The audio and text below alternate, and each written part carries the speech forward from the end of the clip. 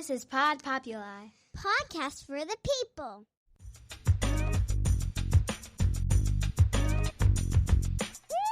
The Great Love Debate. It's the Great Love Debate. The Great Love Debate. It's the Great Love Debate. Hi again, everyone. It's Brian Howie. Welcome to The Great Love Debate, the world's #1 dating and relationship podcast. Since 2015, I am here in the lovely studios of Pod Populi, Podcast for the People. I am at the one this week in Scottsdale, Arizona. Oh, is it nice here. It's the full Scottsdazzle, as they say here, in bloom. I love silly, over-the-top places, ridiculous, happy places with personality and personalities that are unafraid to be on display. This is one of those places. Beverly Hills is one of those places. Dallas is one of those places. Miami, where I recorded last week, that's one of those places. And here in the desert, it is definitely one of those places. They are in on the joke of their silliness, and that's always a good thing for a city. Monte Carlo is one of those places. Go to Monaco. It's silly, and I think it knows it's silly. Something good about that. It's just me today. Why is it just me? Because sometimes I've been guilty of having a guest on the show just so they can sort of hit the ping pong ball back to me, and that's not really a good use of their time, and it's not really a good way to do a podcast. So sometimes I go it alone, but today there's still some ping pong balls involved. So let me tell you what I mean by that. Maybe it's just going to be me whacking them to you guys in the hope that one of them has your number on it. Well, what does that mean? So as I record this episode, there's a huge Powerball drawing happening. There's been like 2-3 dozen unwind, is that a word? Unwind drawings where nobody's won the Powerball. And I'm not one of the people that plays when it gets big. I think I'm less likely to play when it gets high because honestly, I don't think my life would be improved with that kind of money. I just don't. Could be wrong, but I don't think so. I think there is a thing as too much money. I don't think I'm wired to have $1 billion. I don't think I would feel safe with $1 billion. I don't. I think my personality would probably fundamentally change, who I am and the people around me. So sorry, I'm not really interested in $1 billion. I would rather win a $10 million lottery than $1 billion lottery. And that seems like, oh, that's crazy. You could share the money and whatever. I don't know. A lot of these states too, like 35 states, you have to like declare who you are. You have to do a press conference. You have to be like, here's who I am. That would really freak me out. To publicly be like, hey, I have $1 billion.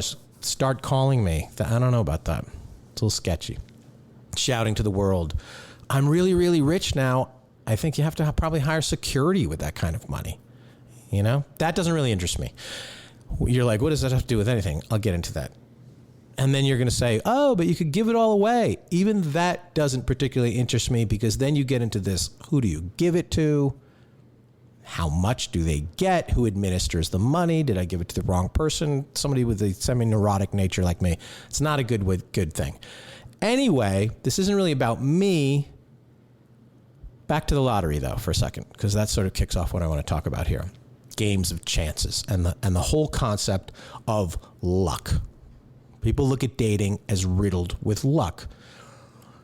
And because this is a great love debate, I kind of want to get into how much of dating, love, relationships, finding someone, having it work out, etc. How much of that is what you would call good old-fashioned luck? And if there is such a thing. So, the old Roman philosopher Seneca. Have you heard of Seneca? He's the one who very famously said, luck is what happens when preparation meets opportunity. So a little sidebar about Seneca, because I'm minored in the classics. Seneca, he was later ordered to kill himself by Nero, which he did. So apparently Seneca's luck ran out. But the theory was that preparation and opportunity equals luck. So the preparation in this case, when we're talking about the lottery, the preparation would be buying the lottery ticket. I am prepared to win because I took the fundamental steps required to be involved in it. And that the opportunity is the jackpot. So when you saw that jackpot rise and you saw it go from, well, and it's strange, as I said earlier, I want a smaller lottery. It wasn't worth your time to buy the lottery tickets for 50 million or 30 million or 100 million. Suddenly $1 billion catches your attention. I always found that strange too. I think you either play it every week or you don't. But a lot of people are like, oh, $1 billion, I'm in on that. Anyway, the opportunity is the jackpot. And then luck is in a position to happen because you have the preparation and you have the opportunity. That's the theory. But you cannot create it. It still has to come along, this luck thing. That's what Seneca was thinking. And I'm like, sorry, Seneca. I just think your philosophy is wrong. I think you have the right parts, but I don't think you have the right sequence. So this philosopher, Brian Christopher Howey, once wrote, and I stand by it, that I believe that opportunity is what happens when preparation meets luck. I think opportunity is the outcome. Because it really is the opportunity that changes your fate and your fortunes. You can't really increase your luck. People think luck either happens or it doesn't. It's a game of chance. But I think preparation can harness it, because I think it exists sort of like energy everywhere. You're not creating it, but you're harnessing it. So you're like, oh my God, what does that mean? Preparation means getting your mind right. Let's start with the preparation. Getting your wardrobe right. Getting you into your pajamas to listen to this podcast. That was good preparation. Getting into your car to drive to work to listen to this podcast. Good preparation. Get your mind right. Get your wardrobe right. It's getting your plans right. And most importantly, it's getting your attitude right. And I can't believe how bad people's attitudes are when it comes to the dating stuff, the love stuff. Whether it's being grateful to have an opportunity to date at all, which after the last couple of years, I think we should be grateful to have the opportunity to date. And every single one of you does have the opportunity to date. And some of you take advantage of the opportunities better than others. And we'll get to that shortly too. Or grateful to be in a relationship at all. I know lots of people are in relationships and they sort of take that for granted. Both sides of it. You take it granted for the opportunities to get into it. And then once you're into it, you kind of take it for granted. And if you don't like your relationship, be grateful that you can go find someone else, because you can always do that. So all of us, all of you, have the opportunity to be part of the greatest single thing ever invented. And you're like, oh, it's not that great. It is if you do it right, with the right person. It is if you go about it right. And it is if you find what's right. That's attitude. I've been on a date with people with a bad attitude, and maybe they have a bad attitude because they're on a date with me. It is possible. Improbable, but I suppose it's possible. And it sucks. That's not preparation. That's bringing whatever mental, historical baggage to the table, and that's not preparation. And I've been in relationships with people with bad attitudes. I've probably been the bad attitude in a relationship many times. It fucking sucks. It's draining. People with a negative default setting, the people who are just like, nope, or this is why this sucks, or it's exhausting to be a part of that or be in a partnership with, because it takes so much energy just to dial them back and get their attitude back to neutral, much less turn it into a positive thing. So that's the attitude part, which is part of the preparation. The search that you are all doing, or we're all collectively doing, for love and happiness, that's the preparation. And that includes the previous dates and the past boyfriends and girlfriends, husbands and wives, what you learned from them, even the hurt you felt from them. That's all preparation. That's the groundwork. And the yoga classes and the cleanses and the therapy and the research and the swiping and the self-improvement and all the other things you are doing or should be doing, that's the preparation. So let's get into the part that you came here for, the luck part. In the words of Daft Punk. We're up all night to get lucky. And we certainly are. So I got to take a quick break. And we're going to have the opportunity to dive into all of this right after this. And we are back. We're talking about luck. How do you create luck? Or better yet, how do you enhance luck? Because I think the luck, the energy, it's already out there, so I don't know if you're creating it. It's how do you recognize it, how do you harness it, and how do you enhance it? How do you improve your odds? Remember, I believe the sum game here, the outcome, the thing that matters, is the opportunities. Preparation plus luck equals opportunities. And if you have enough opportunities, enough ping pong balls going your way, statistically, it's definitely going to pan out. It is. And you might be like, wait, what? That's like telling the guy who plays $100 worth of scratch-off tickets, which I never understand. So when I'm in 7-Eleven and I'm trying to pay for my big gulp, and the guy in front of me is like, give me 3 of those and 5 of those and 7 of those lucky leprechaun ones. And I'm like, aren't they all the same? You're just scratch. I don't understand that. What is the logic in how they play? Anyway, he can't just have an endless supply of scratch-offs because eventually he will run out of money. In the search to have one pay off, I think that that's going to go down to 0 before he pays off. Or she, because there's lots of she's playing lots of scratch-offs. Just saying. Still buying lots of Marlboro Lights. That's what they're doing. Anyway, you'll never run out of opportunities if you have the preparation and the luck. So back to the luck. So luck is, I mean, you can look at it as good fortune smiling on you. And luck can be right place, right time.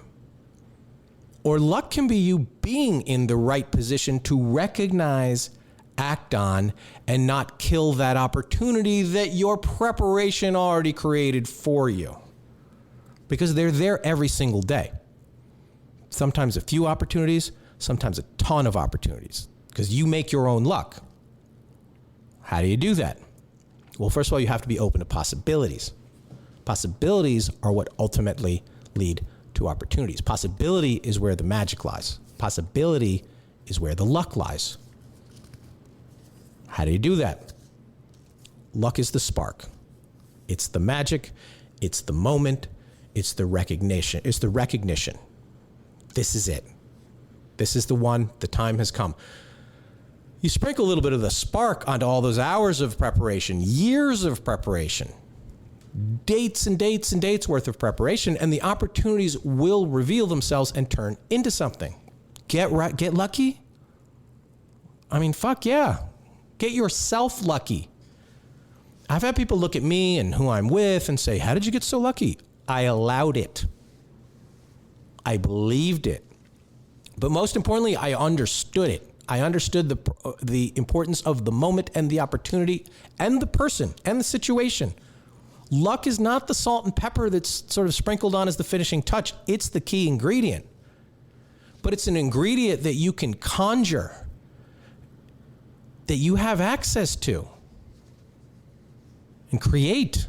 It's metaphorically rubbing 2 sticks together.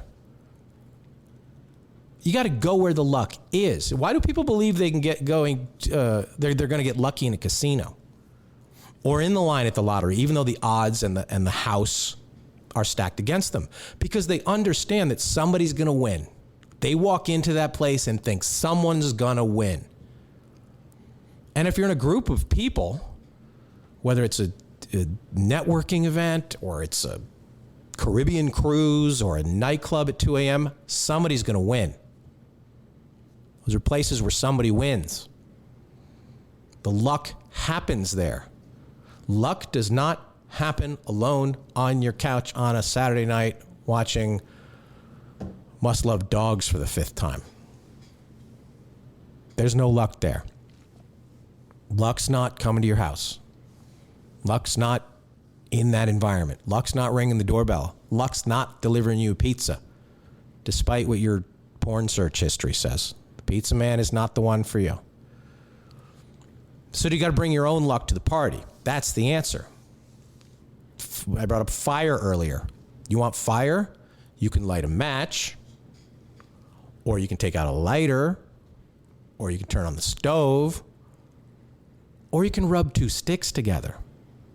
And if somebody tells you to do that, that seems impossible to create a spark out of that, right? But it happens. People have been doing that since the dawn of time. Everything started from somebody rubbing two sticks together. And to this day, you can still rub two sticks together and create the spark. Those people weren't lucky. They weren't lucky that they rubbed two sticks together and the spark happened. They made it happen. They prepared and they thought about it and they did something or added something or simply just saw something that made all the preparation pay off. That's what luck really is. And sometimes it's just perception. You get struck by lightning in a storm, that's a bad thing. Get struck by lightning in a bar and you meet the girl and you fall in love, that's a great thing. So you're going to be like, yeah, one is literal and one is a metaphor, but the circumstances are essentially the same. Sometimes you're in a position to win and sometimes you're in a position to lose. But you want the odds to be ever in your favor, Katniss Everdeen. What does that mean? It means that you are likely to succeed in what you are doing. Am I lucky to have her? I deserve her. I prepared for this.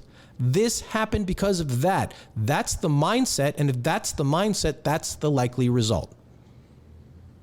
Nothing is really fate, or chance, or circumstance, or predetermined. And if that's what you believe, then just sort of float through life and wait for things to happen to you. Good luck with that. That might work out for you. I don't know. I think it's about taking your shot and placing your bet and rolling the dice and being ready for the outcome when it happens. The right outcome. The good outcome. You play the lottery ticket because you're hoping for the good outcome. When you put that $2 in or whatever Powerball costs or Mega Millions or Super 6 or whatever it is, you are thinking from the moment you have that ticket in your hand, you're thinking about how you would spend the money. So you mentally put yourself in a position to succeed. Why don't we do that with something that has far greater odds when we're out in the world? Why can't you be like, oh, there are opportunities to win all around me. What would I do with these opportunities? We don't think that way. Most of us don't. That's terrible because you are in control of that much more than you are those ping pong balls. Some people have prepared their whole lives to set themselves up for failure and never put the same thought or time to be ready for the success. And that opportunity, which is the pot of gold, the opportunities that you have access to, they get lost or ignored. Or it simply slips away. Preparation plus luck equals opportunity. So you probably know how to prepare. If you sat down and thought about it, I think you know how to prepare. The question is really if you want to. And that's up to you. That's your call. You can take it or leave it. You can be like, I'm fine. My life is fine. If your life is fine, don't play the lottery. Don't go to the casino. Don't bet on the game. Take it or leave it. The luck, though, that's what you bring to it. You pick the time, the place, the circumstance, and then there's the moment, and then there's the girl or the guy. That's for you to create. Bring it into the light. The result, the opportunities, you might be like, oh, but it's 1 in a million. Good, because you only need one. That's not luck. 1 out of 1 is the same as 1 out of endless. It's the same. It's the numerator. That's what matters. You focus on the one.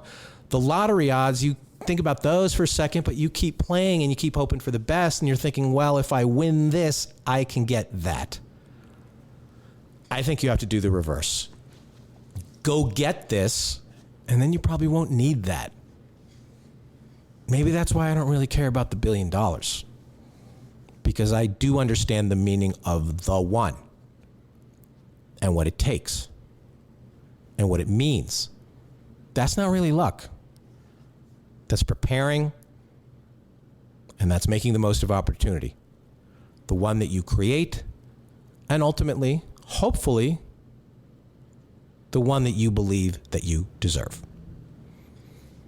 So shoot your shot, guys. As far as us, please shoot us an email, greatlovedebate@gmail.com. We have a year end. This is 2022, so if you're listening to this in 2024, catch up. about 400 episodes for you to catch up on. We're doing a year-end holiday heading into 2023 mailbag, which is always one of the highlights of the year. Shoot us an email, greatlovedebate@gmail.com. Please listen, share, follow, and review this podcast. Your reviews mean a lot in the podcasting ecosystem. We are going to announce some shows. It will be our 10th season coming up of the Great Love Debate live shows. 10 years, 10 seasons. That's a lot of stuff. A lot of things have happened since we began the Great Love Debate. Some good, some bad, but the end result is still the same. Trying to meet someone, trying to make it work with someone, trying to get to a place you want to go with someone. So go to greatlovedebate.com and follow for that information, or follow us on the socials at Great Love Debate, because as always at the Great Love Debate, we never stop making love. See you next time.